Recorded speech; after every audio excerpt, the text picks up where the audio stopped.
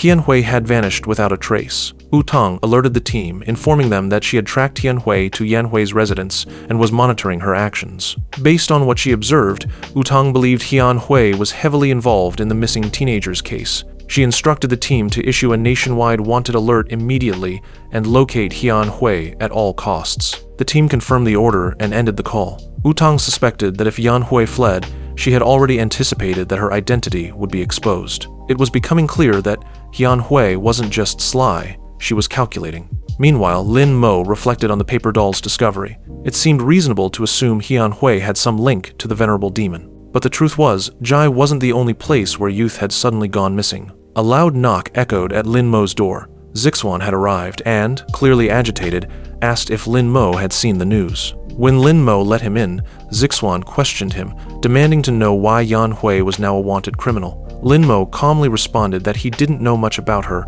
and shut the door in frustration. Afterwards, Lin Mo sat down and opened the news on his computer. The headline revealed that Hui from the Fangang Institute was now the main suspect in the abuse and murder case of a young man from years ago. Her current whereabouts were unknown, but her wanted status had spread nationwide. Despite an efficient search operation, no progress had been made. Zhu, also watching the news, scoffed.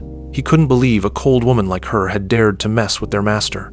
But Lin Mo had a different line of thought. If the demon had planned to absorb the boy's yang energy, he would have chosen a location that overflowed with yin energy. That was because yin and yang, opposites in power, had to be kept in balance. With this in mind, Lin Mo suddenly sprang into action. He opened his desk drawer and rummaged through his stationery box. Zhu asked what he was looking for. Wooden boards, Lin Mo replied. Then he began crafting something. Using talismans, he chanted spells and infused the board with magical energy. Once complete, Zhu looked at it in awe. That's a Sinon, a prototype of a directional compass, Zhu realized. Lin Mo nodded. The Phoenix Group had resources, but even they wouldn't be able to find Hui on their own. That's why he built a magical Sinon, one that could pinpoint Hui's exact location using spiritual stones as a core component. The magic would act as a lure, locking onto the strongest concentration of yin energy in the area. After activating it, the Sinon glowed and immediately directed itself toward a specific path. Zhu was impressed, even calling Lin Mo amazing.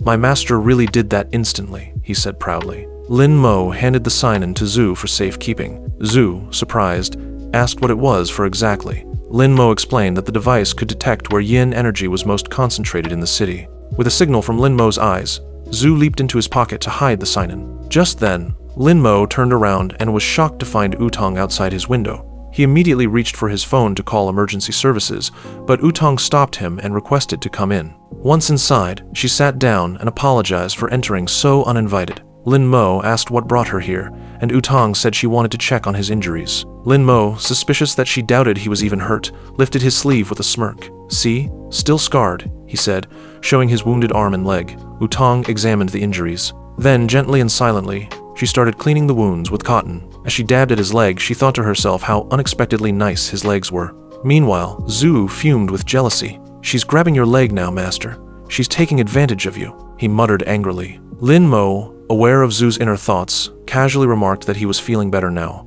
Then he asked if Utang only came to treat his injuries. But Utang mentioned she assumed he had seen the news about Hui. She asked if he remembered anything about what she did to him. Lin Mo shook his head. Not really. Everything after seeing her is a blur. Hearing this, Utang stood up and said it was pointless for her to stay any longer. As she made her way to exit through the window again, Lin Mo grabbed her shoulder gently and offered his help. If she needed someone to act as bait to draw Hui out, he could be that person. Utang looked at him.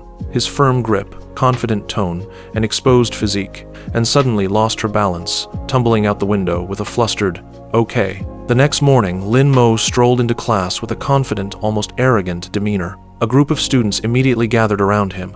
One of them asked if he was doing all right. They remarked that it was a good thing Hui had been declared wanted, otherwise no one would have known how far she might have gone with him. Another classmate chimed in, saying they always knew something was off about her. Lin Mo, clearly uninterested, told them to leave him alone. Just then, a student standing near the doorway called out that a new transfer student had joined their class, supposedly a very good-looking guy. The two girls immediately lost interest in Lin Mo and rushed over to meet the new guy. Lin Mo watched their reaction with a scoff. The new boy introduced himself as Shen Lesson, but told them to just call him Lei. As they tried to guide him to the front entrance, Lei's eyes suddenly locked onto Utang, who was walking nearby. He was captivated. He had transferred here to investigate the Yanhui case, but unexpectedly, he had stumbled across someone who completely caught his eye. He was especially puzzled by Utang's dramatic method of entering the classroom.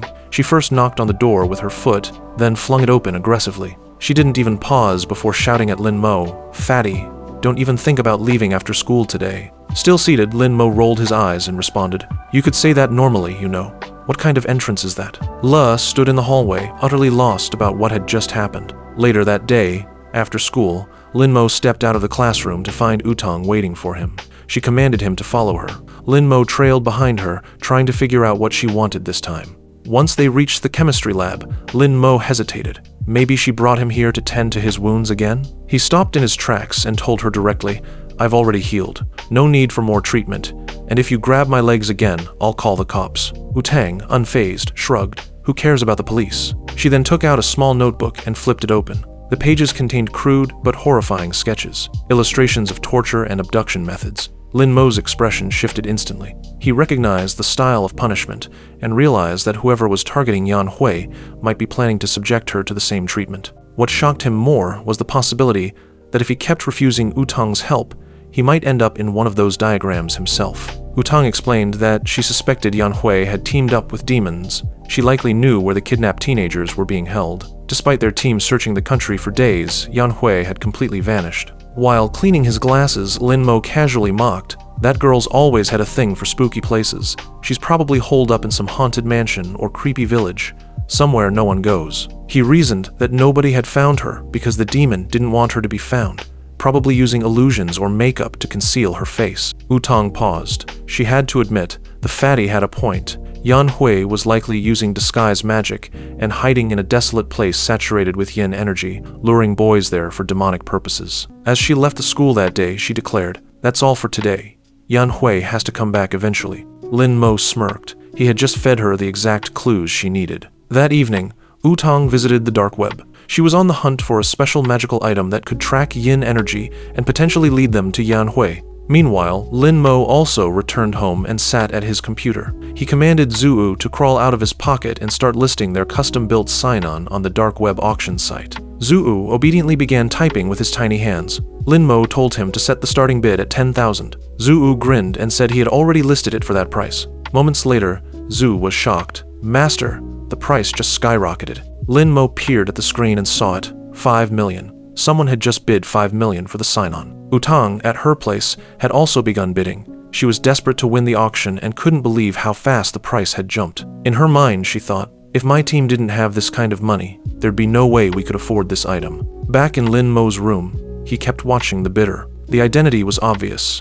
Utang was the one pushing the price higher and higher. She finally slammed in a 10 million bid to end the war. "Sold," Lin Mo said calmly, sealing the deal. Zhu, mouth agape, was stunned by the amount. Does she have, sugar daddies or something? The next day, Utang and her team headed to the exact spot that Sinon had pointed toward, the direction where yin energy was strongest. With her was an elder cultivator named Ajian, a seasoned expert from the foundation stage who rarely assisted others. Her praise was hard to earn. Ajian stepped forward, drawing her sword. She warned the group to stay behind as she scouted ahead. But the moment she advanced, enormous demonic hands lunged out of the ground to strike her. She reacted swiftly, slicing them apart with her blade. Yet it was a trap. The demon activated a magic formation to trap and kill them all. Utang was also attacked. Hands tried grabbing her by the legs. She struggled but couldn't break free. In desperation, she pulled out her firearm and fired at the formation. The explosion disrupted the attack and saved her just in time. Another demon emerged, charging straight at Utang. She retaliated with fierce firepower, ultimately killing it. All the while, Lin Mo watched the chaos unfold through one of his paper dolls. He noticed something unusual. The weapon Utang had used wasn't ordinary. It was a high-grade modern device hidden inside a ring. That was no coincidence. Just then, Zuu panicked. A girl had broken through the wall with a punch. It was Zixuan, but under a hypnotic trance. "She's the same one who captured Lin Zixuan," Zuu cried. Lin Mo told him not to panic. "I already predicted this. Don't move." He realized that Yanhui had hypnotized these teens to carry out kidnappings. The Phoenix group was still locked in combat, so there was no way Yanhui would show up in person. That meant this girl had been sent as a proxy to abduct him.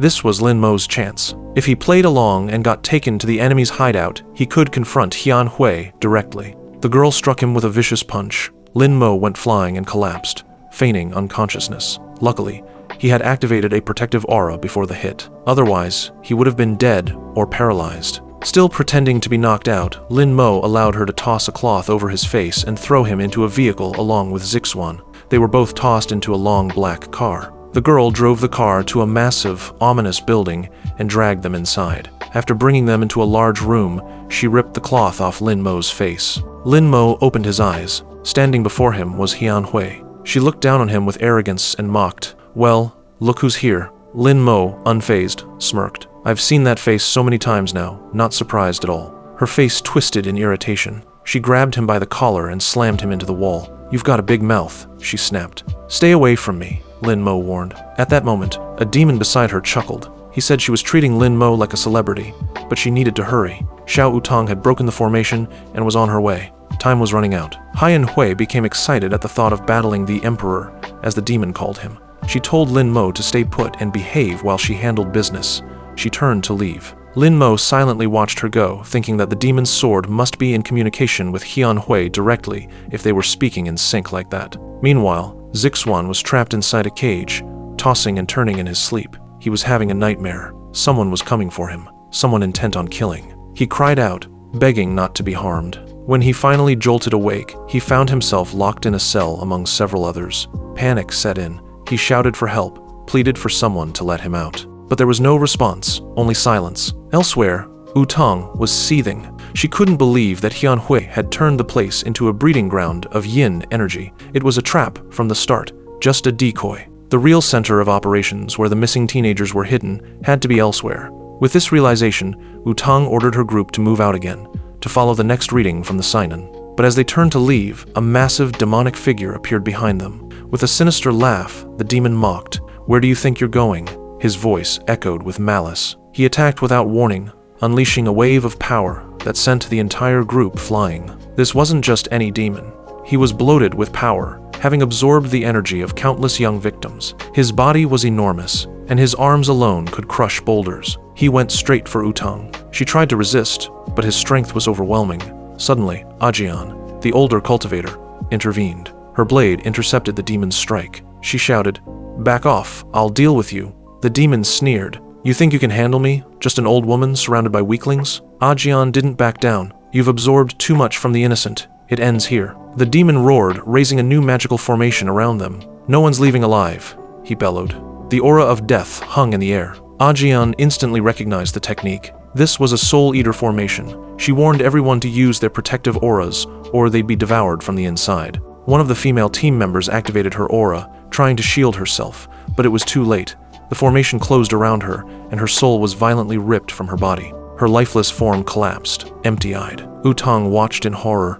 Her grip tightened on her ring. She whispered a quick spell, and in a flash, a bow and arrow appeared in her hands. She aimed straight at the ghost-like face within the formation, hoping to strike the core. She let the arrow fly. It hit the edge of the barrier, but failed to break it. The demon laughed, taunting her. "Is that all? That tickles." Ajian gritted her teeth. "Our power is being suppressed by this formation. We can't pierce it like this." The demon inhaled deeply, and with a gust of cursed breath, the air itself turned against them. From the mist, corrupted corpses, former members of Utang's team, rose and stumbled toward her. They weren't just animated bodies. These were blood puppets, souls twisted into husks, turned into weapons. One of them lunged at Utang with a shriek. Her sword materialized from her ring just in time. With a swift slash, she cut it down. But more came. One after another, these puppets surrounded her. Her blade moved like lightning, slicing through them, but the weight of the moment crushed her spirit. These weren't monsters, these were her friends. Ajian tried to support her, but Utang was quickly overwhelmed. Her old teammates, now monstrous shells, clawed at her from all directions. One in particular, Zhao, her close friend, paused in front of her. "It's me," she pleaded. "We're friends. Don't hurt me." Utang hesitated for a split second. Then she struck. The blade tore through Zhao's body. Tears welled up in Utang's eyes. She collapsed, wounded and devastated. Her sword faded away. She had nothing left to give. As she lay there coughing, blood pooling around her, more puppets gathered. Their cold eyes stared her down. They moved in. She whispered, "I didn't know it would come to this. I should never have brought them here." Suddenly, One puppet raised a gleaming dagger. Ajian screamed, "Xiao Utang," and tried to reach her, but the demon cast another illusion spell, obscuring her vision. Utang, barely conscious, saw the blade descending. "This is my fault," she murmured. "I brought her into this too." Just before the dagger struck, a sword came slicing through the air like a bolt of lightning. The puppet's head was severed cleanly. The blade stabbed into the ground beside Utang. The attack hadn't come from Ajian. It came from someone else. Standing tall amidst the chaos, radiating immense power, was Zhao Hongling, Utang's grandmother and the leader of the Phoenix group. She had arrived just in time. Hongling rushed to Utang's side and knelt beside her. "I felt your life force fading," she said softly. "I came as fast as I could. Hopefully, not too late." Utang blinked in shock. "Grandmother?" Hongling didn't answer. She focused instead on the puppet still standing behind them. As it lunged again, she swung her sword and decapitated it effortlessly. Ajian, witnessing the scene, whispered in awe, "That's Mrs. Hongling." The demon, watching from afar, laughed. "So, you've come to die too?" Xiao Hongling raised 2 fingers and pointed toward him. "Back off, demon. No one wants to see that disgusting face of yours." The demon sneered and mocked her, calling her a fool for thinking a mere mortal could challenge him. But Hongling wasn't afraid. With a swift flick of her wrist, she hurled her sword straight at the demon's face. The sword pierced through the magical formation. The demon staggered, disappearing with a screech. Utang stared in disbelief. "That's it? One strike was enough?" Hongling turned to her. "If I had come earlier, you wouldn't be this hurt. Your veins wouldn't be damaged." She handed Utang a medicinal clay pill. "Drink this, now." Utang swallowed it without hesitation.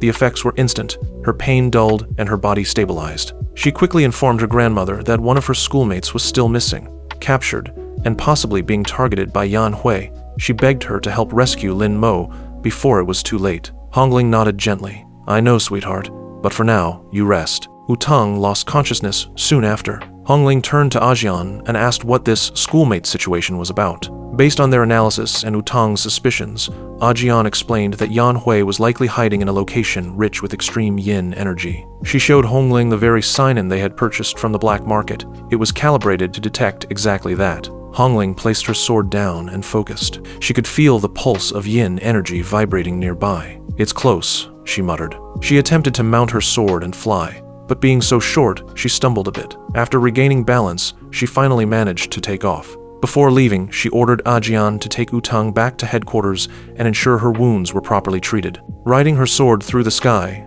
Xiao Hongling narrowed her eyes. If the Emperor really has returned, then we're not just up against a rogue demon anymore. Back at the demon's hideout, Yan Hui sat cross-legged inside a magic formation, a circle enclosed within a triangle, surrounded by rows of cages. In the middle of it all, she was channeling dark energy. Her goal was clear: absorb Yang's life force to strengthen herself. But Lin Mo, watching her through a paper puppet, explained to Zhu that this kind of demonic absorption came with a price. The more power Yan Hui gained, the faster she would age. Her body was deteriorating from within. Suddenly, Yan Hui's expression changed. She sensed something, or someone, disturbing her energy. She rose and went to check. Outside the door stood a little girl. Yan Hui frowned. "Is this kid lost?" But the girl smiled confidently. "Such a cute little girl. Came here just to meet you." Yan Hui's eyes widened in alarm. It was Xiao Hongling in disguise. Meanwhile, Zixuan was still locked in one of the cages. He cried out to Lin Mo, begging him for help. "Please, I can't take this anymore. Get me out of here."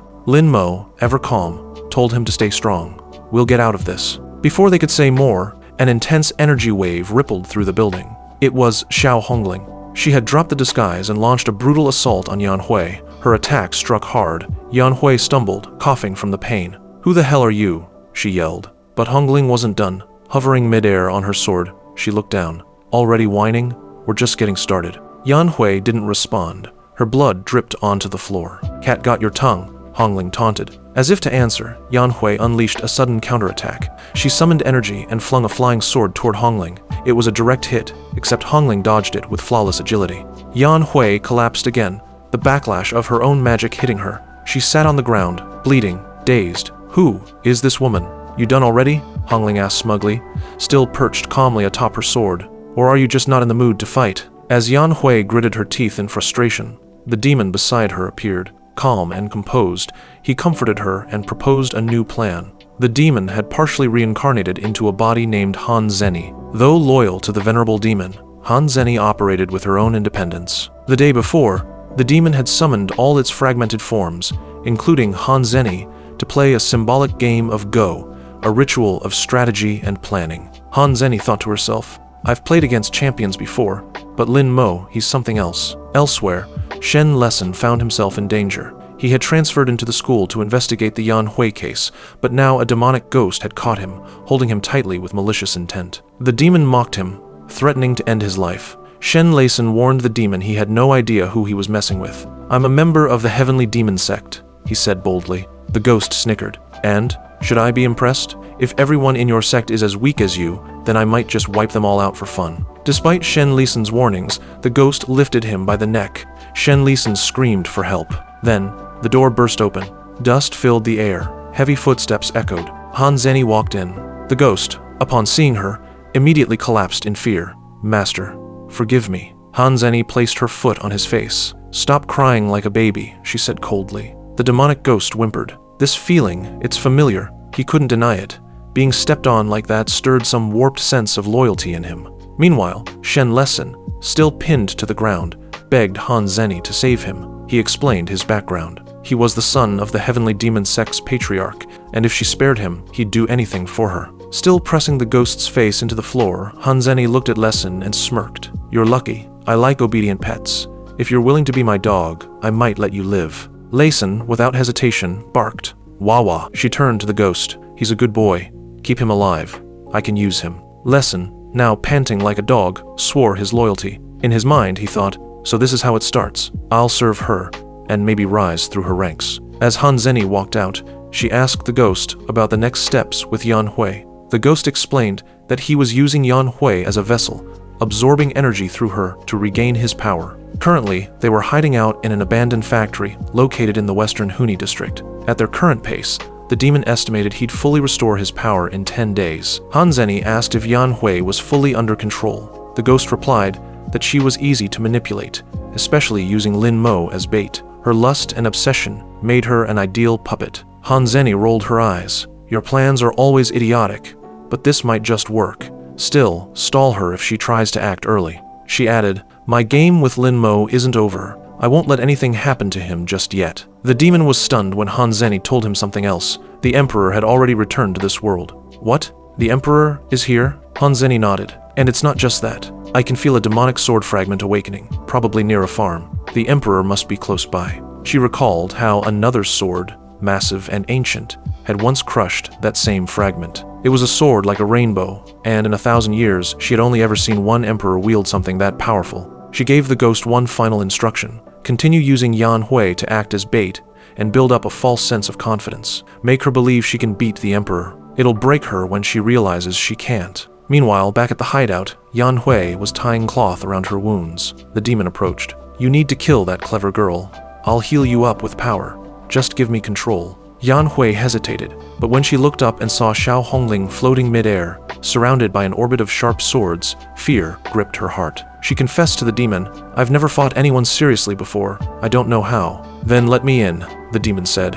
Let me take over. As demonic energy surged through her body, her timid eyes transformed into terrifying red orbs. Her aura flared. Her voice deepened. You're nothing but a burden, she spat at Hongling. I'll end you here. Hongling raised her hand. Her swords shot toward Yan Hui, but Yan Hui shattered them with a spinning kick, enhanced by her demonic sword. A protective barrier quickly formed around Hongling. Yan Hui snarled. Still standing? Here, have a parting gift. She threw a glowing orb. When it exploded, a massive serpent burst out. Its scales were dark as night, its fangs dripping with cursed venom. Hongling narrowed her eyes. A lost ancient technique, but its power is weaker than legend. The serpent hissed and launched a magical orb from its mouth straight toward her. Hongling darted to the side, reappearing behind it. Her counterstrike wasted the serpent's attack. The smoke cleared. A shadow stood behind the two women. It was the venerable beast. More specifically, it was the demon behind everything. A massive sword levitated in the air above it, humming with dark power. Hongling's voice dropped. So, it finally came out. She wasn't just facing a possessed girl anymore. She was now face to face with the source of it all. As the dust cleared, Xiao Hongling stared up at the ominous floating sword. It wasn't just any sword. It radiated a dark energy that twisted the air around it. Hongling muttered, so it's abandoned its host. But this isn't just a sword. Before she could react, a shadowy figure materialized behind her. It was the demon, fully formed now, speaking with a voice like thunder. Did I just hear you call me a broken sword?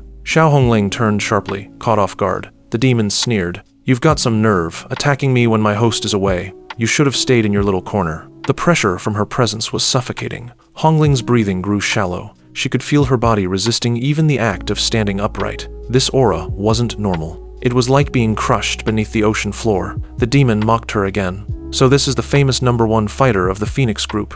Disappointing. But Hongling wasn't backing down. With a loud incantation, she summoned an ancient Taoist technique. The seal of 10,000 talismans.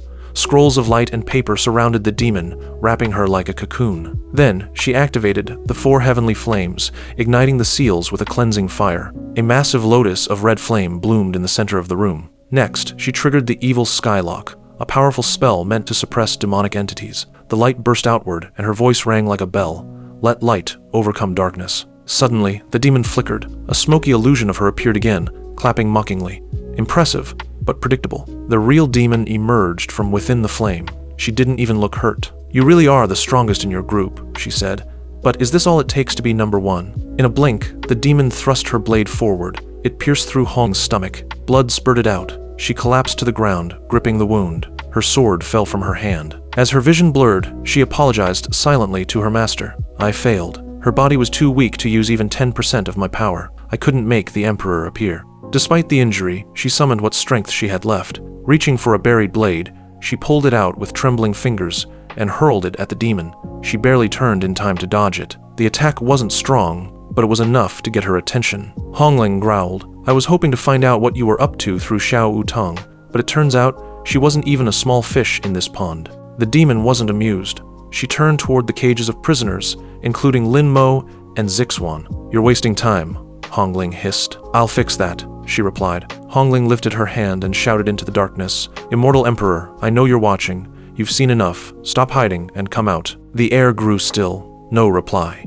Has coming into this world made you a coward? She sneered. Is this what the strongest man in the world looks like now?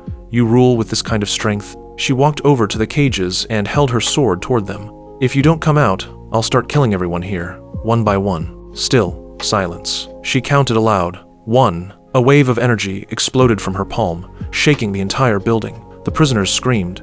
Some fainted in terror. 2. Flames sparked in her hand, burning with crimson demonic energy. Help us, the prisoners shouted. Please, anyone. 3. The ground trembled. Then, just as she released the spell, he appeared, the immortal Emperor. His presence alone extinguished the fire in her hand. Her eyes widened, and a grin spread across her face. I knew you weren't dead. The temperature in the room dropped. The air turned electric, and the real battle was about to begin. If you enjoyed the story so far, don't forget to like the video, subscribe to You May Recap, and stay tuned for the next video.